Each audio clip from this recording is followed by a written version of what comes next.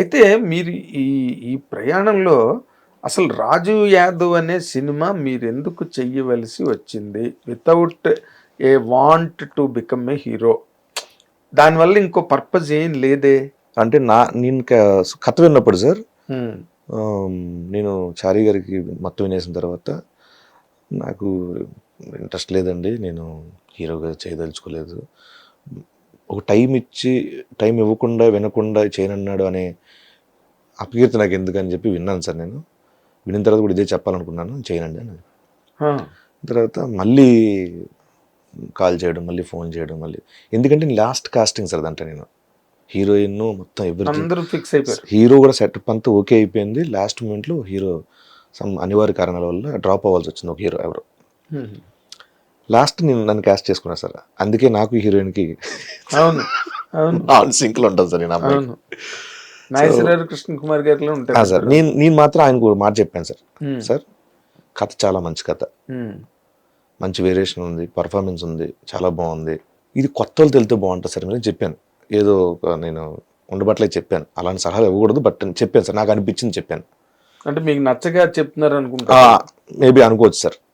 లేదండి, ఎందుకంటే నన్ను ఆల్మోస్ట్ కమెడియన్గానే జనాలు, నేను ప్రేక్షకులకు తెలుసు, వీడు నవ్విస్తాడేమో అని వస్తారు తప్పించి వీడు ఏడిపిస్తాడు, వీడు అద్భుతమైన నటన ప్రదర్శిస్తాడు అని నా దగ్గర నుంచి ఎక్స్పెక్ట్ చేయరేమోనండి.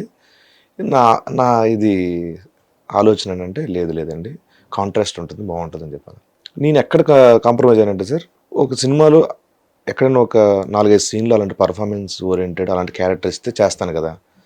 సో ఇది ఫుల్ లెంత్ క్యారెక్టర్ అనుకుని చేద్దాం, పర్ఫార్మెన్స్ ఉంది కాబట్టి, నాకు ఇష్టం కాబట్టి పర్ఫార్మెన్స్ చేయడం, కొంచెం క్రూషియల్ క్యారెక్టర్ ఇది, చేస్తే బాగుంటుందేమో అనుకొని చేశాను సార్. అంతే తప్పించి పెద్ద రీజన్స్ ఏం లేదు సార్.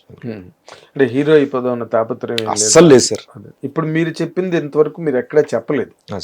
సో ఇప్పుడు దానికి అంటే మీ మీద పడ్డ మచ్చ మీరే చెరిపేసుకున్నారు ఇప్పుడు. ఎందుకంటే ఏదో హీరో అయిపోదామని మధ్యలోని ఒక గెంతాడు. లేదు సార్. మీ మన ప్రిలీజ్ ఈవెంట్లో కూడా చెప్పాను సార్, ఇది ప్రెస్ మీట్లో చెప్పాను సార్. చెప్పారు, గుర్తుంది నాకు. ప్రెస్ మీట్ నేను వచ్చే కదా ప్రెస్ మీట్లో చెప్పాను. అదే మీరు దాన్ని ఇంత వివరంగా చెప్పలేదు సార్. ఇంత వివరంగా ఏదో ఒక పాసింగ్ లాగా, అంటే నేను చేయనని చెప్పాను కానీ పట్టుబట్టారు కాబట్టి చేశాను, ఏదో ఆ సెన్స్ వచ్చినట్టు చెప్పారు. కానీ మీరు దీన్ని బాగా ఈ రోజున ఎక్స్ప్లెయిన్ చేశారు సార్. ఎందుకంటే నేనేదో నటించేస్తాను, గొప్పగా నటించేసి గొప్ప ప్రదర్శన ఇచ్చేస్తాను, అలాంటి ఉద్దేశాలు ఏం లేవండి నాకని చెప్పి. అంటే మీరు ఆలీ గారు కూడా కొన్ని సినిమాలు, చాలా సినిమాలు హీరోలుగా చేశాడు ఆయన, 5 సినిమాల వరకు చేసినట్టు ఉన్నది. అండ్ సునీల్ గారు కూడా చేశారు 1-2. కానీ మీరు మాత్రం అసలు అటు పక్క పోలేదు, ఆ ఊసి ఎత్తలేదు, మీకు వచ్చిన దాన్ని కూడా మీరు తిరస్కరించారు దాదాపుగా. దాని తర్వాత ఒక 5-6 వచ్చినాయి సార్ మళ్ళీ. అవునా? 4 కోట్ల బడ్జెట్ అని, 6 కోట్ల బడ్జెట్ అని, 3 కోట్లు అని ఇలా వచ్చాయి సార్. నాకు డైరెక్ట్ రావడమే ఇలా 6 కోట్లండి, 5 కోట్లండి అంటే, సార్ ఫస్ట్ ఆఫ్ నేను చేయండి సార్, సారీ సార్. నిన్న కూడా వచ్చింది సార్ ఒకటి. అవునా సార్? అస్సలు వద్దు సార్ ప్లీజ్. ఎందుకు వద్దంటున్నారండి? మీకున్న కారణం? నేను ఫస్ట్ నుంచి అదే సార్, నాకు ఎందుకో క్యారెక్టర్ ఆర్టిస్ట్గా ఉండాలి, ప్రతి సినిమాలో ఏదో ఒక మంచి సినిమాలో మంచి క్యారెక్టర్ పడితే చాలు అని అనుకునేది సార్. హీరో నాకు ఎందుకు అంతేనా? నేను సూట్ అవును హీరోగా, మనం దాన్ని కన్విన్స్ చేయలేము అనే ఫీలింగ్ అట్లా లేదు సార్. అది కూడా లేదు సార్. నేను సెల్ఫ్ గా నేను అంతగా తక్కువ కూడా చేసుకోలేను సార్. అది చాలా ప్రమాదం సార్ అది. అవును. ఎందుకంటే రీసెంట్ గా ఆడియన్స్ అందరూ ప్రూవ్ చేశారు సార్, లుక్స్ తో సంబంధం లేదు, కథ లుక్ బాగుంటే చాలు, అవును, హీరో లుక్ ఎలా ఉంటాయి అంటే చాలా మంది ప్రూవ్ అయ్యారు సార్ దాని విషయంలో. అవును. నో సార్, నో డౌట్ ఆ విషయం లేదు. నేను అలా అనుకోలేదు సార్. నాకెందుకు నేను ఈ పాత్ర తీసుకున్నా సార్, దీంట్లో నీకు హీరోగా ఉండాలి, క్యారెక్టర్ ఆర్టిస్ట్లో హీరో అవ్వాలి, అందరికి గెటప్ సీనే కావాలి.